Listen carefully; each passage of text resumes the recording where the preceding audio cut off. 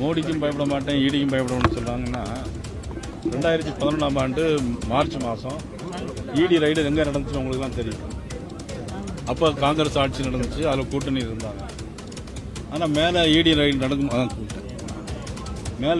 நடக்கும்போது கீழே பேச்சுவார்த்தை நடந்தது. அன்னையிலிருந்து அன்னைக்கே அநேகமாக உதயநிதி ஸ்டாலின் மதிப்புக்குரிய துணை முதலமைச்சர் அவர்கள் கொஞ்சம் சின்ன வயதில் இருந்திருப்பார்னு நினைக்கிறேன். அமித்ஷா, எடப்பாடி பழனிசாமி ஆகிய இருவரும் சந்தித்த பிறகு கூட பாஜகவும் அதிமுகவும் இணைந்து இயங்குவது போன்ற ஒரு தோற்றமே இல்லை. தனித்தனியாக தான் இயங்குகிறார்கள். அமித்ஷா அவர்கள் கூட்டணி ஆட்சி என்று சொல்லிவிட்டு போனார். நாங்கள் அப்படி சொல்லவே இல்லை என்று எடப்பாடி பழனிசாமி அவர்கள் அடுத்த சந்திப்பில் பத்திரிகையாளர்களிடையே கூறினார்.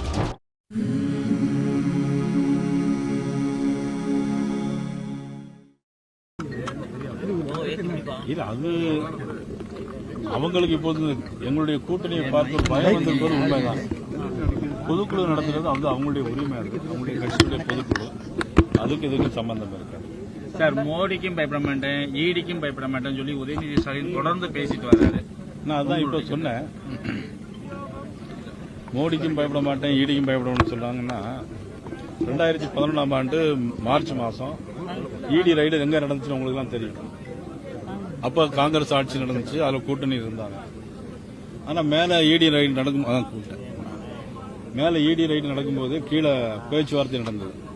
அன்னையிலிருந்து அன்னைக்கே அநேகமாக உதயநிதி ஸ்டாலின் மதிப்புக்குரிய துணை முதலமைச்சர் அவர்கள் கொஞ்சம் சின்ன வயதில் இருந்திருப்பார்னு நினைக்கிறேன். அதனால அந்த வயசுலேருந்து பயம் இன்னைக்கு அவர் ஈடிக்கு அந்த பயம் இன்னும் வரை இருக்கு. அது மட்டும் இல்லை, பயம் இல்லைன்னாக்கி ரித்தீஷும் இன்னொரு தம்பி பேர் விக்ரம் ரஜு இன்னொருத்தர் அவங்கெல்லாம் எதுக்கு லண்டனுக்கு பயந்து போகணும், இங்கேயே இருக்க வேண்டியதானே. அநேகமாக இங்கே தான் இருக்காருன்னு நினைக்கிறேன் அந்த ரித்தீஷ் அவருடைய நண்பர்கள். அவருடைய நண்பர்கள் அவர் கூட கூட்டிட்டு அலையலாம்ல, பயம் இல்லைல்ல. அப்போ அவங்கள நண்பர்களை எதுக்கு விலைக்கு வைப்பானே, லண்டனுக்கெல்லாம் போய் ஒழிச்சு ஓட சொல்லுவானே. ஒருத்தர் பெங்களூர்லோட இருக்காருன்னு செய்தி நேற்று லேண்ட் ஆயிருப்பார்னு நினைக்கிறேன். ஒருத்தர் எல்லாரையும் பார்த்துட்டு தான் இருக்கிறோம். அப்போ பயம் உள்ளவங்க எதுக்கு நம்முடைய நண்பரை எதுக்கு லண்டனுக்கு அனுப்பணும், கூட உள்ளவங்க கூட வச்சுக்கலாம்ல.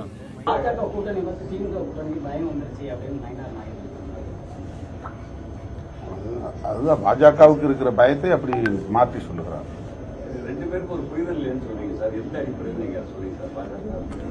அவங்க ரெண்டு பேருக்கு இடையில ஒரு அமித்ஷா, எடப்பாடி பழனிசாமி ஆகிய இருவரும் சந்தித்த பிறகு கூட பாஜகவும் அதிமுகவும் இணைந்து இயங்குவது போன்ற ஒரு தோற்றமே இல்லை.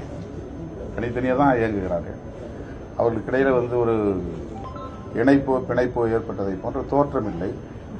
அமித்ஷா அவர்கள் கூட்டணி ஆட்சி என்று சொல்லிவிட்டு போனார். நாங்கள் அப்படி சொல்லவே இல்லை என்று எடப்பாடி பழனிசாமி அவர்கள் அடுத்த சந்திப்பிலே பத்திரிகையாளர்களிடையே கூறினார்.